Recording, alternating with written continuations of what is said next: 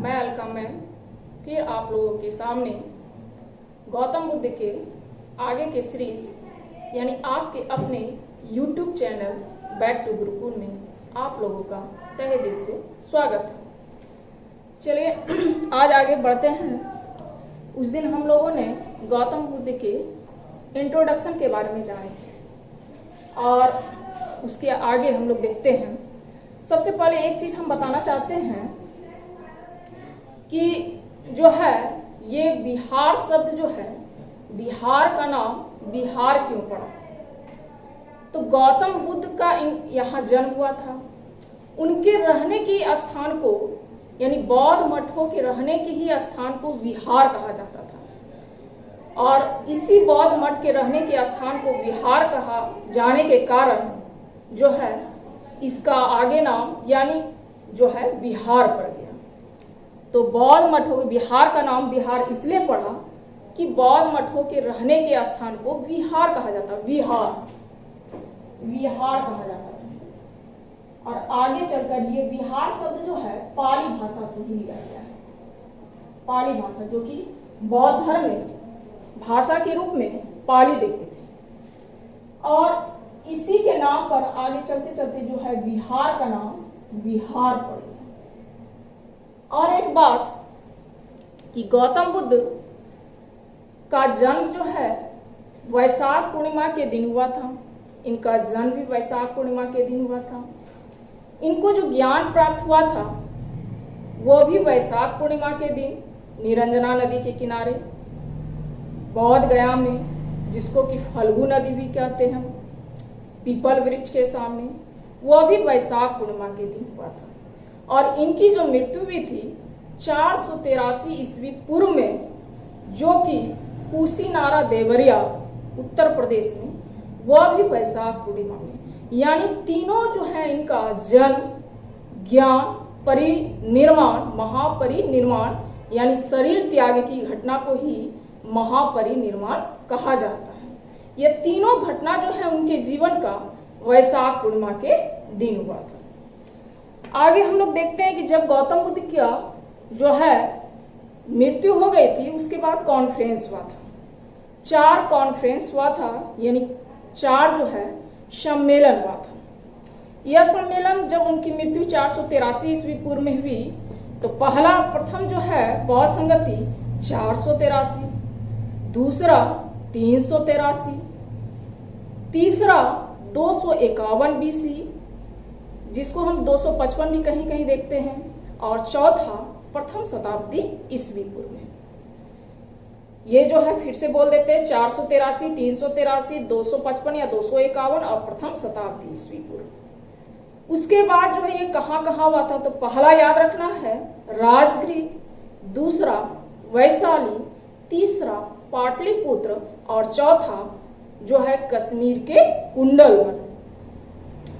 उसके बाद जो है इनमें शासक के रूप में कौन कौन आए? तो पहला में थे अजातशत्रु, दूसरा में थे कालाशोक, तीसरा में अशोक और चौथा में कनिष्क, ठीक है, जो कि कश्मीर के कुंडलवन में हुआ था। अब है आगे हम लोग देखेंगे कि अध्यक्ष के रूप में कौन कौन थे। तो पहले में थे महाकश्यप, दूसरे में थे सावकमीर, तीसरे में थे मोगलीपुत्र और चौथे में थे वसुमित्र। इसमें और एक जो है अध्यक्ष वसुमित्र थे और उपाध्यक्ष के रूप में अश्वघोष थे। हमने यहाँ पर मेंशन कर दिए हैं, देख लीजिएगा आप लोग, चारों मेंशन है। एक चीज और बताना चाहते हैं कि चतुर्थ बौद्ध संगति में जो है चतुर्थ बौद्ध संगति 2 भागों में बट गया था। ये 2 भाग में कौन कौन थे? तो पहला हीनयान और दूसरा महायान। अब जो है हीनयान क्या होता है और महायान क्या होता है? तो यहाँ हमने मेंशन किए हैं, ठीक है, कि हीनयान जो है निम्न मार्गी एवं रूढ़िवादी, ये लोग जो है चेंजिंग को नहीं मानता था, परिवर्तन को, जो चल रहा है वह सही है। यानी जो है हीनयान लोग निम्न मार्गी लोग होते थे तथा रूढ़िवादी प्रवृत्ति के लोग होते थे। आगे देखेंगे महायान जो है उत्कृष्टवादी लोग होते थे, ये लोग सुधारवादी प्रवृत्ति के होते थे। और महायान में ही सबसे पहले कनिष्क ने बौद्ध धर्म में यानी गौतम बुद्ध की मूर्ति बनाकर यानी पूजा करने का प्रचलन महायान संप्रदाय में आया। तो हीनयान और महायान हम लोग समझ गए। आगे हम लोग देखते हैं कि महायान संप्रदाय में भी जो है दो भागों में बट गया। अब महायान संप्रदाय जो है दो भागों में बटा, वह कौन कौन था? एक शून्यवाद थे जिसको हम लोग जो है माध्यमिक के नाम से जाने जाते हैं, और दूसरा जो है विज्ञानवाद जिसको योगाचार्य कहते हैं। अब जो है जो शून्यवाद के प्रवर्तक थे वो नागार्जुन थे। यहाँ पर मेंशन किए हैं कि शून्यवाद यानी माध्यमिक के प्रवर्तक कौन थे? नागार्जुन थे। और जो है विज्ञानवाद जिसको हम लोग योगाचार्य के भी नाम से जानते हैं, उसके जो प्रवर्तक कौन थे? मैत्रेयनाथ। आगे देखते हैं हम लोग कि इनका जो है प्रमुख केंद्र कौन कौन था? तो अजंता था, एलोरा था। ये सब जो है अजंता एलोरा जो है बौद्ध धर्म के प्रमुख केंद्र थे। महात्मा बुद्ध ने अपना उपदेश, हम लोग जानते हैं कि उन्होंने प्रथम उपदेश सारनाथ जो कि ऋषिपत्तनम कहा जाता है, और सबसे अधिक जो है श्रावस्ती जो कि कौशल की राजधानी है। इसके अलावा भी उन्होंने उपदेश कहाँ कहाँ पर जाके दिए? तो मगध, वैशाली, मगध, कौशल, वैशाली और कौशाम्बी का क्षेत्र, ये चारों क्षेत्र में जो है गौतम बुद्ध ने उपदेश दिए। कहाँ कहाँ? तो मगध था, कौशल था, वैशाली था, और जो है और कौशल थे, वैशाली था, मगध था और कौशाम्बी, इलाहाबाद का क्षेत्र। आगे देखते हैं कि सर्वाधिक जो है बुद्ध की जो मूर्तियां किस शैली में थी? तो सर्वाधिक बुद्ध की जो मूर्तियां थी वह गांधार शैली में थी। यानी जो है महायान संप्रदाय में अभी हम लोग बताए थे, अभी हम लोग पढ़े थे कि जो है इनकी कनिष्क जो है पहली बार मूर्ति बनाकर महायान संप्रदाय में पूजा करते थे। तो और ऐसा करने वाले कौन शासक थे? तो कनिष्क थे। और सर्वाधिक बुद्ध की मूर्तियां जो है ये जो है गांधार शैली से रिलेटेड है, लेकिन बुद्ध की प्रथम मूर्ति जो है मथुरा कला में। बुद्ध की जो है प्रथम मूर्ति जो है किस कला में थी? तो मथुरा में। आगे हम लोग फिर देखते हैं, ठीक है, किस जो है त्रिपिटक। अब त्रिपिटक क्या है? त्रिपिटक का अर्थ होता है तीन पिटारी। ये पूछा जाता है बहुत बार, ये क्वेश्चन दिया जाता है कि त्रिपिटक किस धर्म से रिलेटेड है? तो ये जो है बौद्ध धर्म से रिलेटेड है, ये भी क्वेश्चन कई बार पूछा है। फिर पूछा जाता है कि त्रिपिटक का शाब्दिक अर्थ क्या है? तो तीन पिटारी भी कहीं रहता है, कहीं तीन टोकरी भी रहता है, तीन डलिया भी रहता है। जिसमें क्या बात है ये तीन पिटारी में? तो अनुशासन। त्रिपिटक का मतलब होता ही अनुशासन। त्रिपिटक का शाब्दिक अर्थ है तीन पिटारी और बौद्ध धर्म का प्रमुख ग्रंथ है, जो कि बौद्ध धर्म के प्रमुख ग्रंथ है। इसमें जो है तीन पिटक में जो है पहला था विनय पिटक, दूसरा था सूत पिटक और तीसरा था अभिधम पिटक। तो अभी हमने बताए कि पिटक में जो है अनुशासन की बात कही है, तो विनय का मतलब ये होता है अनुशासन पूर्वक। तो विनय पिटक में जो है अनुशासन की टोकरी से संबंधित है।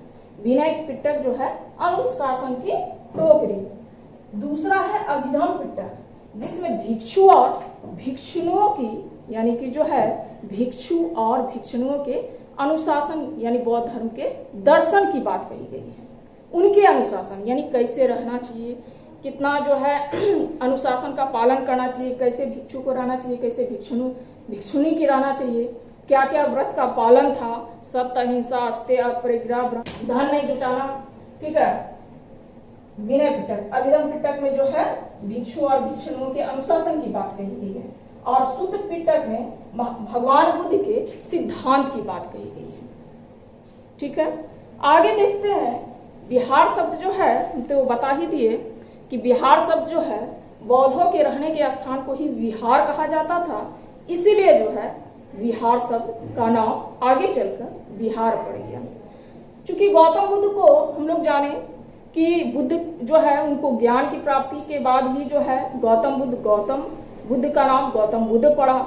उनकी मौसी का नाम था महा प्रजापति गौतमी, जिसके कारण जो है गौतम बुद्ध जो है का नाम गौतम पड़ा। उसके इनके बचपन का नाम सिद्धार्थ था। और चूंकि ये शाक्य वंश से रिलेटेड थे, इनके पिता शाक्य वंश से थे, इसलिए इनका नाम शाक्य मुनि भी कहा जाता है। अब जो है हम लोग देखेंगे इसमें कि महात्मा बुद्ध जो है वो ईश्वरवादी नहीं थे, वो ईश्वर को नहीं मानते थे, अनिश्वरवादी थे। हालांकि जो है जैन धर्म भी जो है वो ईश्वर को नहीं मानते थे, वो भी अनिश्वरवादी थे। वह भी ये दोनों में ये समानता थी कि दोनों ही जो है अनिश्वरवादी, चाहे गौतम बुद्ध रहे चाहे महावीर, यानी बौद्ध धर्म या और जैन धर्म, दोनों ही जो है अनिश्वरवादी और अनात्मवादी थे।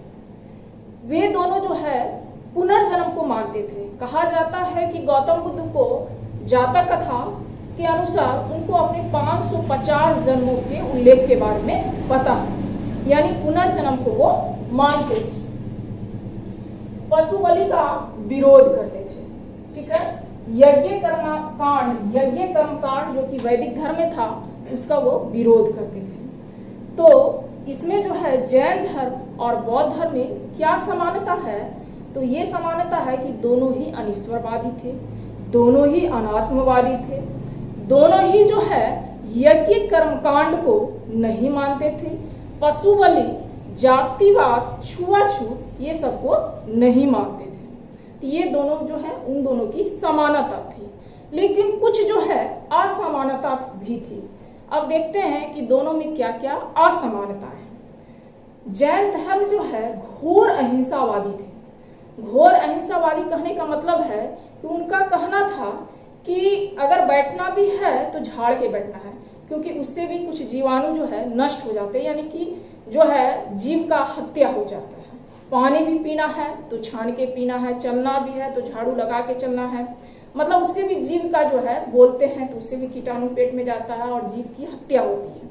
वो इतने बड़े घोर अहिंसावादी थे, जबकि बौद्ध धर्म सिर्फ अहिंसावादी थे।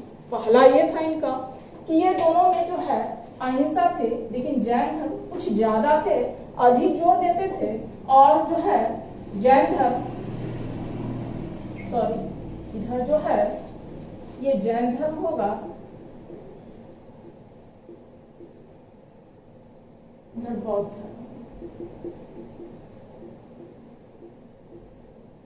तो जैन धर्म अहिंसा के अधिक जोर देते थे, और ये जो है जोर देते थे मतलब अहिंसा के से पुजारी, अहिंसा की बात करते थे। दूसरा है कि जैन धर्म में निर्माण प्राप्त करना, यानी कि जो है इनका जो है निर्वाण प्राप्त करने का था कि शरीर त्याग करने के बाद जो है शरीर त्याग करने के बाद ही संभव है, यानी जो है शरीर त्याग करने।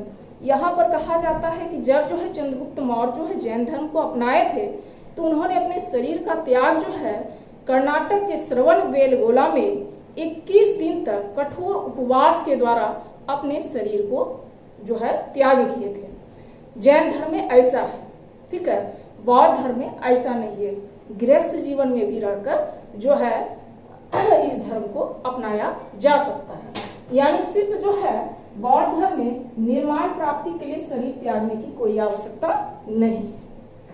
अगला तीसरा देखते हैं हम लोग कि इसमें जो है अभी हम लोग जो है जाने कि जो है चंद्रगुप्त मौर्य ने जो है उपासना के द्वारा जो है शरीर का त्याग किए थे, जबकि बौद्ध धर्म में उपासना के द्वारा जो है ऐसा कोई बात नहीं कही गई। आगे देखते हैं कि जैन धर्म भारत से जो है बाहर नहीं पहुंच पाया था, ये भारत तक ही सीमित था, जबकि बौद्ध धर्म जो है भारत क्या विश्व के कई देशों में जैसे श्रीलंका, नेपाल, कंबोडिया, मंगोलिया, श्रीलंका और भी अन्य कई देशों में यह फैला। आगे जो है जैन धर्म में जो है मूर्तियों का प्रचलन था, लेकिन महावीर की अर्धनग्न मूर्तियों का जो है पूजा इनमें होता था। अर्धनग्न मूर्तियों यानी दिगंबर।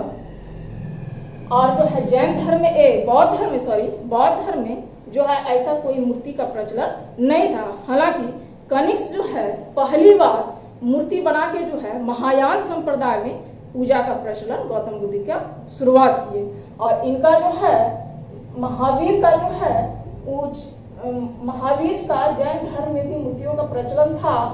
जैन मतावली महावीर का नग्न मूर्ति यानी महावीर की जो है नग्न मूर्ति यानी दिगंबर का प्रचलन था। दिगंबर ये भी दो संप्रदाय में था, दिगंबर और श्वेतंबर। श्वेतांबर मतलब श्वेत वस्त्र धारण करके और दिगंबर मतलब जो है अर्धनग्न मूर्तियों का पूजा। Okay, thank you.